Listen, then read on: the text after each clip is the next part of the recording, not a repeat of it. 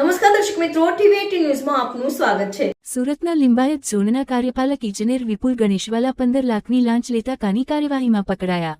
બાંધકામ તોડવાના બદલે 21 લાખની માંગણી કરી હતી। એસીબીએ છટકા ગોઠવ્યા બાદ અધિકારી અને તેના સાગરિત પત્રકાર સામે કાર્યવાહી કરી। કોંગ્રેસે અધિકારીના સસ્પેન્શન અને મિલકતોની તપાસની માંગ કરી છે। વિપુલ ઉદનાવાલા, સુરત શહેર કોંગ્રેસ પ્રમુખ।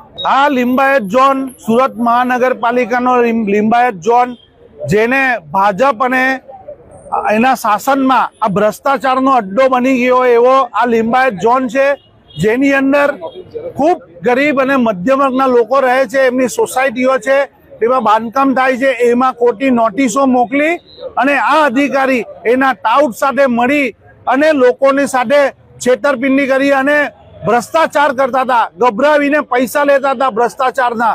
અને એ ભ્રષ્ટાચાર કરતા જાગૃત નાગરિકોએ લાંચ રૂશ્વત અધિકારીઓને લાવી અને તેઓને રંગે હાથ પકડાવ્યા છે। આ લોકો જે રીતે છેલ્લા 5 વર્ષની અંદર ભાજપ આપ ભાઈ ભાઈ અને સાથે બેસી ભ્રષ્ટાચારની ખાધી મલાઈ આ બંને પક્ષ અને આ અધિકારીઓ મળી અને આ લાંચ રૂશ્વતના પૈસાઓ ખાય છે, એનો જીવતો જાગતો નમૂનો પકડાયો છે। અને જે રીતે ગરીબોના ખૂન પસીનાના પૈસાની લૂંટ મચાવી રહ્યા છે, આ શાસન ચાલી રહ્યું છે। અને આ શાસનની સામે અમે તપાસ માંગણી કરી છે કે આ અધિકારી પાસે આવક કરતા ખૂબ વધારે સંપત્તિ છે, એની તપાસ થવી જોઈએ।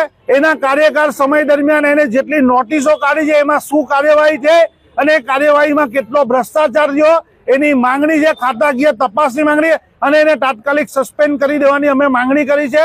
અને જ્યાં સુધી આ ગણેશવાલા જેવા અધિકારીઓ આ રીતે કરતા હોય, અમે પણ લાંચ રૂશ્વત ખાતાને ફરિયાદ કરી અને તેઓને પકડાવીશું। અને સુરત શહેર